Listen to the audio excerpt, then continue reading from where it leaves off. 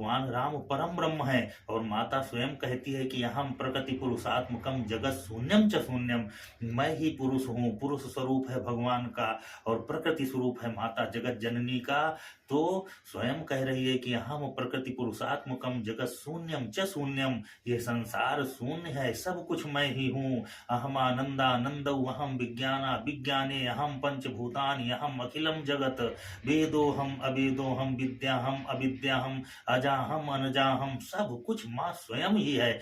और उस माँ को जानने के लिए ब्रह्मयु न जानाति इति यज्ञेया यस्या जननम लोकलभ्यते तस्मादुच्यते अजा एकैव सर्वत्र वर्तते तस्मादुच्यते एका। एक वो एक होकर के ही पूरे ब्रह्मांड में व्याप्त है, और पूरा ब्रह्मांड जिस एक में समाहित है वही तो माता भगवती जगत जननी है। और वो जगत जननी, वो पुरुष स्वरूप परम ब्रह्म परमेश्वर भगवान श्री राम के साथ माता सीता के रूप में आज वन में है और उनकी सहचरणी बनी हुई है। तो वो माता सीता आज जब भगवान स्वयं माता भगवती जगत जननी से कह रहे हैं, वो जगत जननी जगत जननी जगदम्ब जानकी अतिशय प्रिय करुणा निधान की, वाम भाग सिय सोहें कैसे उमा रमा ब्रह्मानी, जैसे प्रगट ही जासु अंश गुण खानी अगणित उमा रमा ब्रह्मानी। वो माता सीता हैं जिनके अंश से अनेक देवी देवता पैदा होते हैं और प्रकट होते हैं। वो माता जगत जननी सीता है। तो माता सीता से भगवान स्वयं कह रहे हैं कि तुम पावक मां करो निवासा, अब हम करब निशाचर नासा।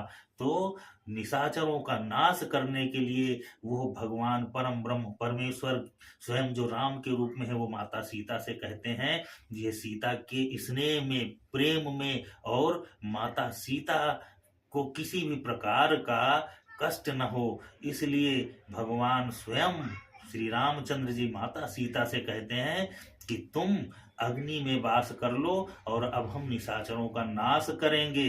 अब अग्नि कौन है? बंदौ नाम राम रघुबर को, हेतु कृषान भानु हिम कर को। कृषान माने अग्नि होती है। तो परम ब्रह्म परमेश्वर का जो प्रथम स्वरूप आया, रामायण में बखान किया गया कि हेतु कृषानु भानु हिम कर को, कृषानु माने अग्नि। तो उस अग्नि का जो तेज है वो तो स्वयं भगवान राम का ही तेज है, वो राम ही है। अग्नि के रूप में, सूर्य के रूप में, चंद्रमा के रूप में, चंद्रमा माने शीतलता। तो अग्नि का प्रकाश, अग्नि का तेज, सूर्य का प्रकाश और चंद्रमा की शीतलता, ये सब तो भगवान स्वयं भगवान राम परम ब्रह्म परमेश्वर का ही स्वरूप है। तो कहीं भी माता सीता को भगवान ने अलग थोड़ी किया, अग्नि के स्वरूप में ही वो अपने भीतर समाहित कर लिया, क्योंकि माता भगवती तो स्वयं भगवान का हृदय ही है। और ये लीला हो रही है, भगवान तो जिसके रोम रोम में अनेकों ब्रह्मांड स्थापित हैं, वो भगवान राम और माता जानकी मानव रूप धारण करके लीला कर रहे हैं।